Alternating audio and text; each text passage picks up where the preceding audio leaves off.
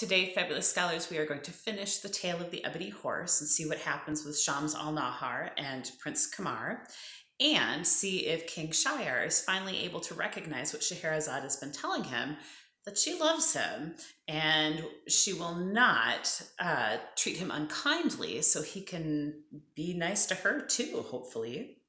In the tale of the Ebony Horse, remember that Princess Shams al-Nahar had been taken by the sorcerer who made the Ebony Horse, but when he landed the horse to have a group of hunters marry them, one of the hunters turned out to be the king of Rum, and he killed the sorcerer. So that's the end of the sorcerer. But now, what is going to happen to Princess Shams al-Nahar?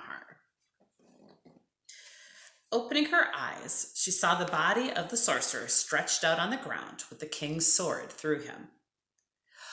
"Allah bless you with wealth and happiness," she said, bowing down to the king of Rum, "for I was promised already to a prince of Persia who loves me as the sword loves its sheath." "Let him show his face in the land of Rum, and I shall kill him too," the king interrupted, "for your beauty was the downfall of this monstrous imitation of a man. I have decided to marry you myself." And he seized her and threw her across his saddle. His courtiers followed him back to the court of Rum, bringing with them the strange model of a horse. When Kamar al-Akmar returned to the water garden to fetch his bride into a city festooned, covered with joy, his heart sickened inside him and almost died.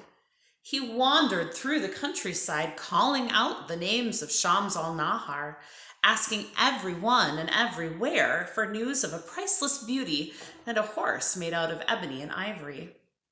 For months, he searched the remotest places and busiest towns. One day, his search brought him to the gates of Rum, and as he entered, the guards seized hold of him and demanded to know his name. "I am Kamar, a simple Persian," he said. "I'm in search of a lady lost to me." "He didn't tell him he was the Prince of Persia." "Shh." "A Persian, eh? Don't you realize that Rum has sworn war against the Empire of Persia?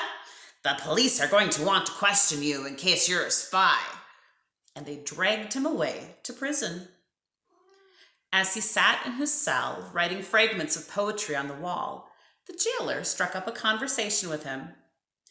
"Did you hear what the king did to the last Persian he found inside the realm of Rum? It was a gruesome-looking old man with a beautiful young wife and a peculiar toy horse carved out of ebony and ivory. Well, the king ran the old man through with his very own sword for kidnapping the girl, and then he claimed her for himself. Oh, he would have married her, too, if she hadn't gone quite mad on the spot. Oh, it's a pitiful case. Now all the king has is a toy horse locked up in his treasure house and a stream of doctors calling at the door every day to try and cure the girl." Prince Kamar realized at once what had happened, and in his joy wrote on the wall, "No, it is not true what some men say, that love lasts no more than 2 days.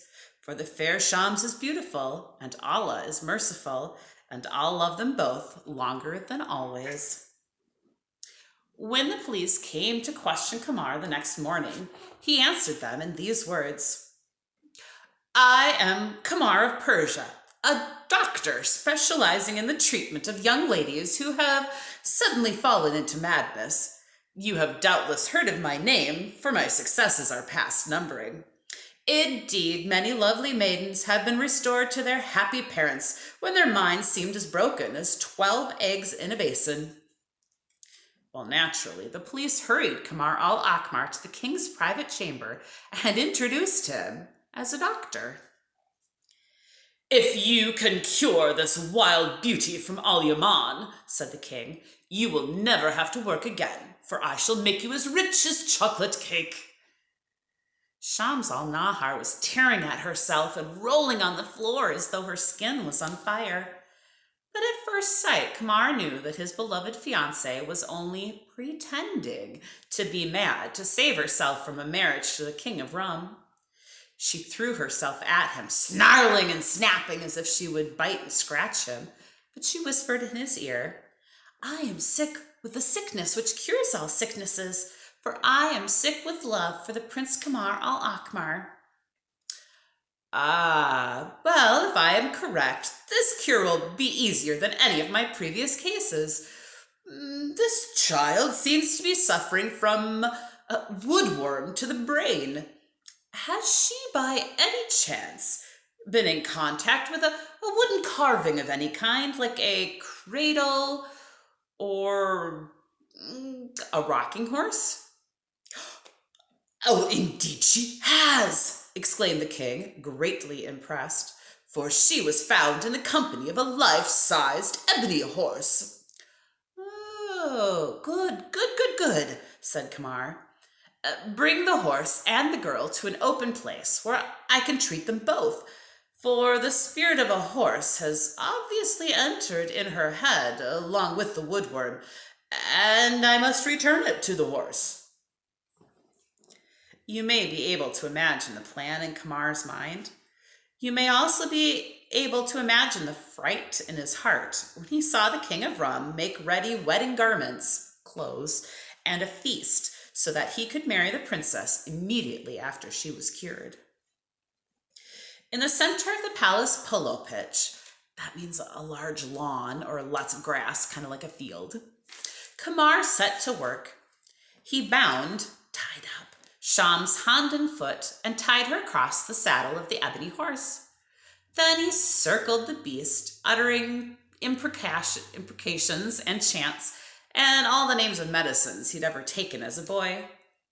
Just as the King of Rum gave his first yawn of boredom, Kamar leapt into the saddle and flicked the key for flight.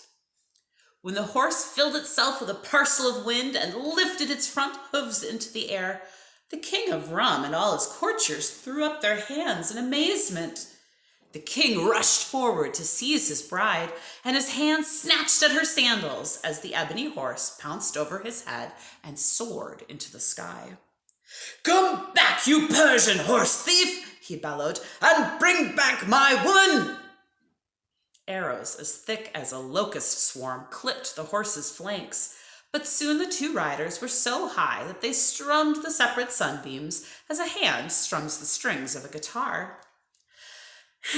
"You are all the music I have ever heard," said Shams al-Nahar as they flew. "You are the poetry that was ever written," Kamar replied. In that era, there was only one thing happier than the wedding of Shams al-Nahar and Kamar al-Akmar, and that was the married life which followed it. In all the realms of time, there was only one thing greater than the love of Shams al-Nahar and Kamar al-Akmar, and that was the love of Scheherazade of Sasan for Shahyar, ruler of Sasan and destroyer of all love. When Shahyar looked up with astonishment at this last sentence of the story of the ebony horse, his room was empty and Scheherazade was gone. Even night had paused in its passing to hear the love story of Shams and Kamar, and it was still dark outside.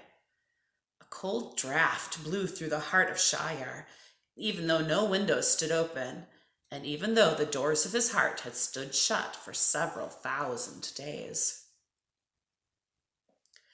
On the 1,000th night after Scheherazade's marriage to King Shahyar of Sasan, night carpeted the floor of day, but Scheherazade did not come to the king's chamber.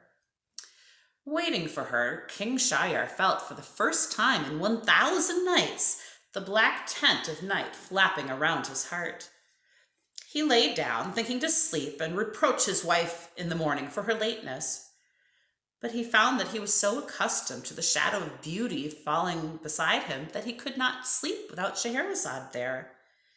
He tried to read, but he found that the words in the book spoke themselves in his head with the voice of Scheherazade, and he longed for her 1,000th tale to fill the 1,000th night. Getting up, he went to the door and looked along the corridor, but no shape of Scheherazade fell on his eye.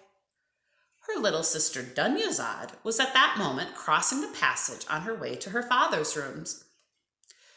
Dunyazad, go to the queen, your sister, and tell her to come at once to her rightful place in the king's chamber. Dunyazad took the message to her sister, but Scheherazade just returned a message to the king saying, I will not come, nor will I tell you another story. King Shahryar was shocked, but found momentarily that he could not free the cork which sealed his large temper in his small body. Ask your sister and your queen whether she is ill and cannot come tonight. Dunyazad took this question to Scheherazade, but returned with the same words in her mouth. Tell the king I am not ill, but I will not come, nor will I tell him another story. King Shahryar, the terror of Sasan, towered over Dunyazad and said, Say to your sister, my queen, does she not know that I can kill her as I have killed 1,000 wives before her if she refuses to obey me? We'll find out the answer tomorrow, scholars. See you then.